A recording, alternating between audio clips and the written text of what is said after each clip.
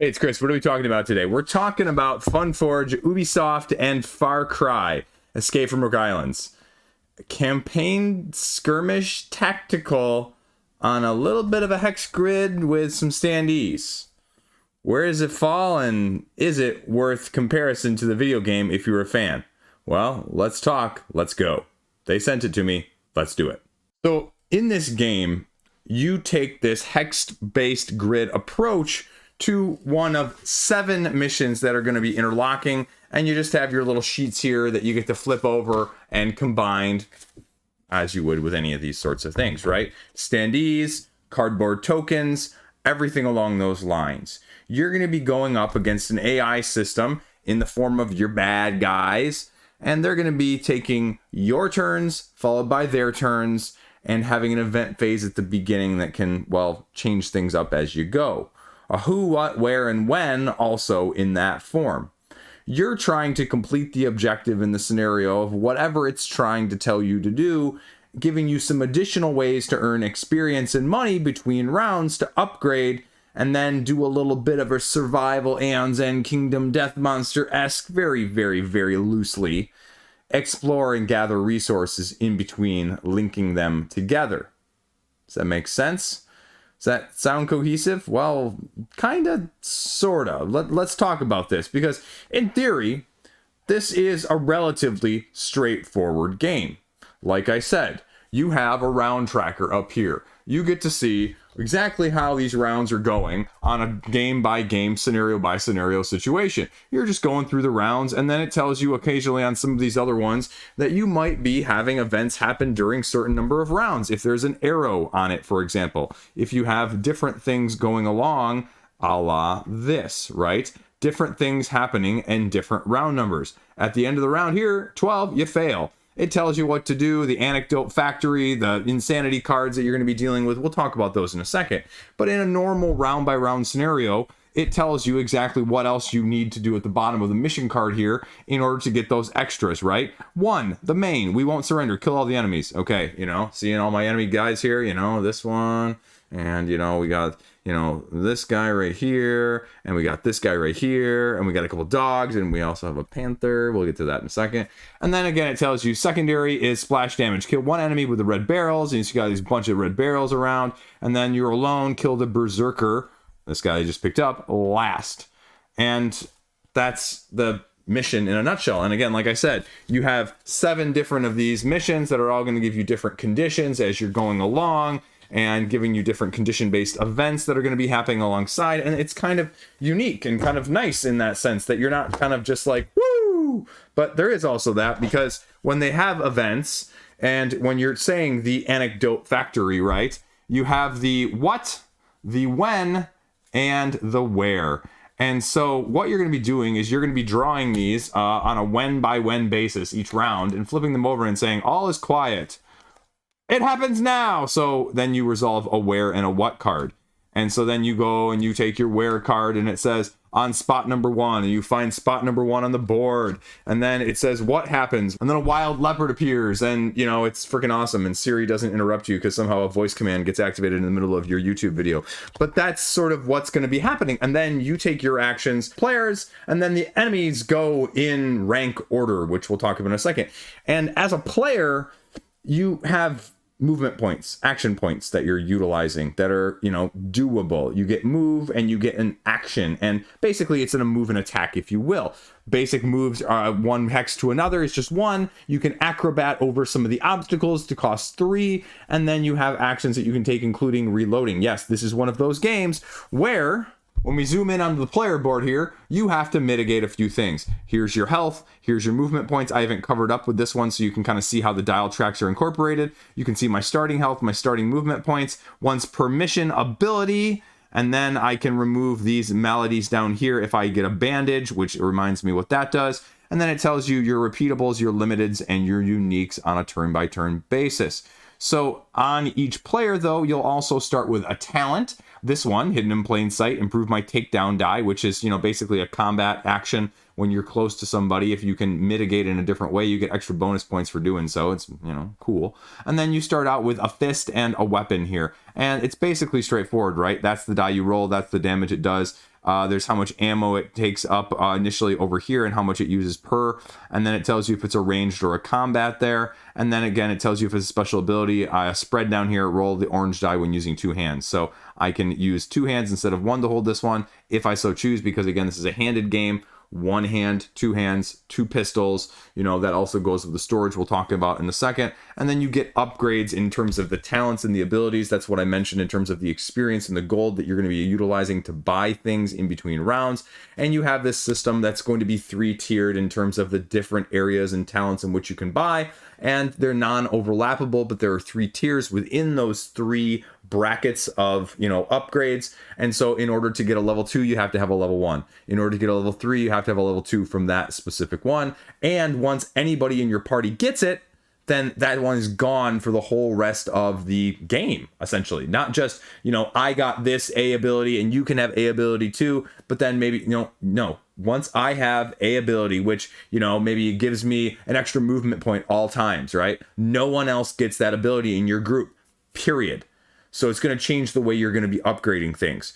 And then you're going to be taking your turns, using up your movement points, taking your actions, and then the enemies are going to go. This game is also heavy tactically based on the map here, because you can see some of these spots actually have a little bit of an outline around them, like the tree here, which give more tactical cover. Cover meaning in this game that you're going to be rolling dice. This is dice-driven combat, but if they're behind cover, you draw and roll an additional die. And these dice come in various forms and colors, and the blue die here is your cover die, which basically has shields on it. So shields are bad if you're shooting at somebody, because that means they're blocked behind cover. The dice tend to just go from 5 sides, 4 sides, 3 sides, 2 sides, and 1 side of hits. Green being the best, having the most sides with hits, and black being the worst. And you'll notice, again, like I showed you there a second ago, those weapons have the dice right on them. There's a little bit of mitigation. You can upgrade dies, you can degrade dies, depending on if you're ranged or close, depending on, you know, what the weapon is or how it's going to be utilized or what abilities you have. So there's some mitigation there.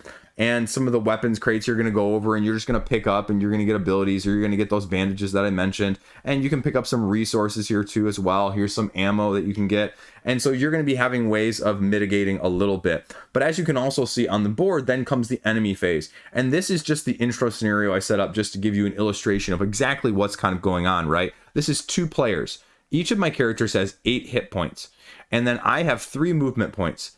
I'm fighting 2 trained attack dogs. There is a wild black panther that attacks anyone that's close to them. And then I've got 1 mercenary over here, 1 mercenary that is, you know, this one melee, this first one ranged. Then I've got a berserker who's ranged, and I've got another melee. So I'm potentially going up at the minimum of 6 enemies, 7 if I'm not lucky and I stay, you know, way too close to the Black Panther. I have 2 heroes, and that's where my biggest crux of this game comes in, is that the rules are straightforward for the most part. The mitigation is okayish, but the difficulty and the dynamics of it are just not my ilk. I just don't know about the balance in this game, right? Each of these characters, you know, when you go through them, they each activate. When the enemies are chosen at the beginning of the round, they're going to have cards like this, and you're going to lay them and splay them out in front of you, and they're going to get activated in the order of their rank down here in the lower right-hand corner. So you can see that this order right here would actually be up here, and then this guy would go right here. So it would go the guard dogs, and then the pirate assaulter, and then the pirate beheader, and then the pirate berserker, and then the Black Panther, and we don't play with the Komodo dragon in this round. But then, you know, that's 5 different guys, and you'll notice 4 health, 5 movement, 6 health, 3 movement, 8 health, 4 movement, 16 health, 3 movement, and then the Black Panther doesn't have the health thing up there, but it says 8 over on the side here and 4 movement. So every one of these things is almost better than my character at baseline. Now again, this guy only does a damage, this guy does 2 damage, this guy does 2 damage, this guy does 4 damage. Well, that's a lot of damage in the first round. You can see that this is not a lot of space. And that's my biggest issue with this game, is though the game does have some cool things to try and help you mitigate, right? I can store my items. This is my little backpack here, my heavy duty rucksack, which can hold, you know, additional items over here. 1, 2, 3, 4 spots for that. It costs 12 hides, the things I'm gathering either intra-mission or in between missions. And then I've got this huge deck of cards right here that has a whole bunch of items and weapon mods and things that are just going to be available to me ad nauseum. I mean, right? Like the cool stuff that you want to see, right? All of these are items in the Insanity, which we'll talk about in a second. And then it talks to you about the little islands you're going to be exploring in the in-between, where you traverse with double your map points, or your movement points, I mean. So you're slowly traversing that. And then down here, all the cool talents that I mentioned at the beginning of getting, you know, things like nature lore, picking up leaves during missions, pick up another one for free, okay? And then the steel abs, once per enemy turn, when dealing melee damage, you can roll the cover dice on success. So some of that stuff is really cool. And then the weapons mods, and these weapons mods are, you know, available because they tell you exactly what weapon gets upgraded in what way when you're doing it. So if I pull out here the Scorpion gun, you can see that it's got one spot down here for an extended magazine. So I would go through when I buy it and look for the extended magazine, which just happens to be in my hand, adding 2 to this weapon's maximum ammunition. And so you're just going through, and all of these are just weapons and additional weapon mods. And again, there's cool stuff here, but the mechanics as a whole, it's, you know, kind of just not some of the parts. The balance is the biggest issue, right? All those enemies I just mentioned, all of the heroes. I mean, if you can get those upgrades, but truth be told, you're probably going to fail a bunch. And it's going to become very frustrating because this game is not anywhere close to a Slug 'Em Out. If you try and slug this out, especially at the lower player counts, because again, it is adaptable at the higher player counts when you pull out the rule book here and you look at the missions and it says, okay, well, here is the setup for the beginning fight. And then it has a couple areas over here, like this guy right here is extra for 3 and 4, and this guy is extra for 3 and 4 as well. So you can kind of see, and again, it lays out everything down here, and again, the mission over here for the next one. And so it's straightforward, but the balance is the big issue here, and I'm just not sure of it. And I don't like saying that, but at the same time, it felt really, really difficult for what it was. This game is less bang, bang, shoot 'em up, and more run, cover, hope no one gets close to you, run, cover some more. Hopefully you can just slowly wean and pick off enemies, right? You saw the one guy has 16 health. My damages for my weapons are 1 and 2 right now, right? And my range is, well, you know, anything. And their range is the same. And I have to deal with loading ammo. They don't have to deal with loading ammo. Loading ammo takes up your whole attack. And then I've got a panther chasing after me, the dogs that can outrun me, so I have to take them out first. So again, you know, as a scenario, it's not bad. And the other maps help you mitigate some of that, but there's no less of that in any of these, even though it has the potential, right? These are little exit signs that you can kind of get to, because again, some of the objectives in other rounds are not all just kill. The ones that are kill, you know, they're not my favorite. The ones that aren't killed, that's really where this game shines. You know, going over the zip line, hitting someone off of the zip line when you land and causing them to fall into the chasm, pushing someone into the acid. I mean, those are the things that this game does well. The tactical skirmish is just kind of meh. As someone who's just playing Tales from the Red Dragon Inn, though, you know, when I have to make a head-to-head comparison of which game was more fun and which game was more unique, I mean, unfortunately, I have to give the advantage to that one, which is sitting under the box over here. It's doing fine things. It's not overly complicated. I think that there is a good core here, but the overarching pieces, the sum of the total just doesn't work in the way I would like it to, right? And again, you know, the resource management is kind of okay. But again, it's one of those where you can only have so much and you're storing and going back and forth, and you can trade it and you can save it between missions. And again, it's fine. There's just nothing that makes me go, wow, this is a really good game for me. I like some of the other missions that aren't bang 'em up, but those aren't the first missions, so you're going to have to get used to the bang 'em up in order to get to those. And in order to get some of the experience and the gold that is hidden in this deck that you really want to get to in the first place. And that's my big conundrum or big criticism of some Euro games. When the first turn or two on the Euro games is the same and you're doing the same going through the motions, why not just skip to the good stuff? And that's kind of what I wish this would do, is just give me a bunch of options at the beginning. Give me a couple talent options. Give me a couple gun options. Let me have some storage. You know, the items are nice, but again, it's sort of like it's locking it behind a wall and it's making it really hard to get to the cool stuff that makes this game potentially better than what it appears on the surface. And in the hobby nowadays, I feel like if it's not an immediate grab, a lot of people are going to play one or two of these scenarios and not feel, well, grabbed by them, and say, nope, pass, peace out, see you later. The save system's fine. The save system's a lot easier comparatively. You just gather up your cards and kind of, you know, chuck them together and go. It's not this huge complicated, I need to slot this here and this here and this here and this here and this here. I mean, it's just nicer in that way. Some of this stuff is more streamlined than a lot of the contemporary games, skirmish style, dungeon crawl-esque that I have played. But it also just doesn't feel quite as fun to me either, if that makes sense, for a lot of these reasons. The dice-driven combat is just very, very frustrating at times. It's fine, but it's also not fine, because again, with these colored dice, you may be able to mitigate the color of the die more, but you can't mitigate as much the roll, right? And the enemies just roll the same as you. And so there's no real better on your side, essentially. The AI system says, do this, do this, do this, and they're smart. And so it's really a pain when the enemy shoots you from far, goes behind cover, and that guy is halfway across the board here, and you're dealing with the 4 that are close to you, and you're never going to get to him, and he's doing damage. I mean, again, like, that's what you're dealing with, and the cover die even is only 50% chance of blocking. So you roll that, and maybe you get it, maybe you don't. Ultimately, I can see what they're doing. Pros and cons here. Pro, good talents, good items, good upgrades available. I like that. It's easy to get to the hex-based grid situation in front of me. It's streamlined rules. I think people are going to like that. Cons. You know, I'm not a fan of necessarily the as simplistic, just straightforward, roll the 1 or 2 die that you get and either attack and hit or miss. You know, it's a pro-con in that sense that you're not going to have nearly as much control as you might like in a game like this in the first place. Con is a lot of this stuff is locked behind stuff. You're not going to get it right away. I much prefer the non-bang 'em up style of missions in this game than the bang 'em up, right? This game is not going to be take out the enemy primarily. It's going to be very cover, tactical, and avoid more than the opposite. And maybe that's my own bias going in. I thought this Far Cry game was going to be more just shoot 'em up, right? Like first-person shooter-esque on the board game, and it's not. And so maybe that's on me more than anything else. But the enemies are incredibly difficult given what you're starting out with in these scenarios. And if you're not expecting that, you're going to fall flat on your face. I don't mind the production. I liked Standees. You know how I feel about that. The item resource utilization and the Rook Island gathering them in between. I mean, to be honest with you, it's fine.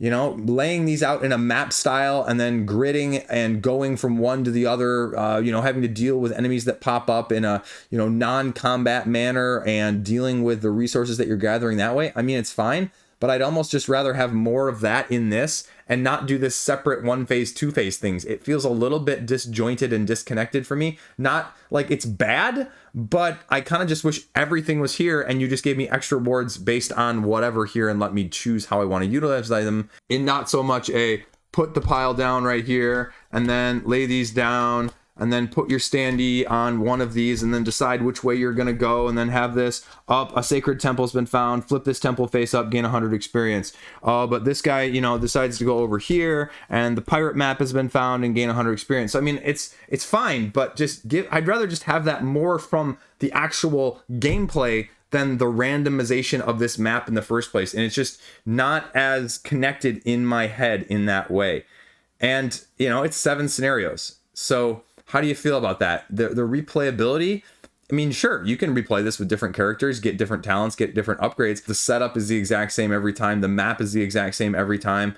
And the enemies are going to be the exact same every time. So there's not going to be as much variability there. But because it's difficult, I mean, you may have to play some of these later scenarios 2 or 3 times, especially the, you know, kill the boss ones, if you will.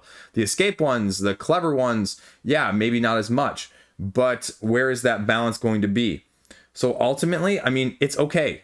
But like I said, I would say more of its contemporaries, like Tales of the Red Dragon Inn, that I alluded to and mentioned earlier, I think it just does the same thing, only better. And I don't think that it needs this interspersed map exploration with, you know, overworld and then smaller grid-based combat, exploration, escape style as well. I mean, it can do it, but I just don't find myself being as enthralled in that sense, because this is really just randomly flipping over cards and moving around space to space more than anything else. And again, I wish there was just more ease of availability. And as much as I appreciate managing ammo, it's kind of a pain.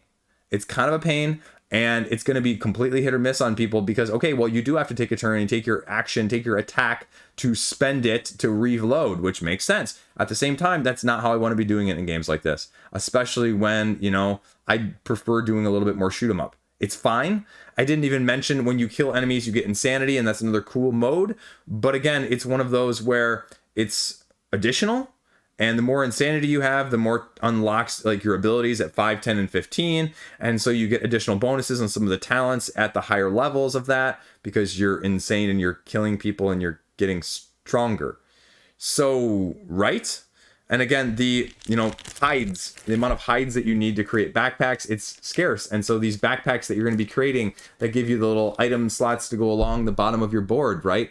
It's fine, but it's also like, okay, why not just let me carry 3 items? Why do I have to create this as well? Or just not let me have it and let me store it, or just make me discard it altogether. So it just seems okay, but also a little bit unnecessary in my opinion. So I could do without it, I guess is what I'm saying more than anything else. So Far Cry, final thoughts. I mean, it's fine. If you're a Far Cry fan, I think you'll enjoy it for what it is, as a more skirmish tactical cover based with a little bit of variation, not purely just shoot 'em up style of games. But I don't think it's doing anything, you know, completely unique that's going to make you go, I need to play this one necessarily over other ones at the same time. So that's how I feel about things right now. I like the rounds. I like the missions of having random stuff. But again, that random stuff can really be detrimental as well. So that might not be your piece of pie either. So again, I thought I was going to like this one more than I did. I think it's fine.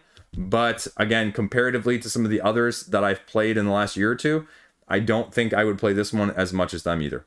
So there you go. Far Cry. They sent it to me. We're talking about it. There you go. Let me know what you think. Comments, questions, concerns down below.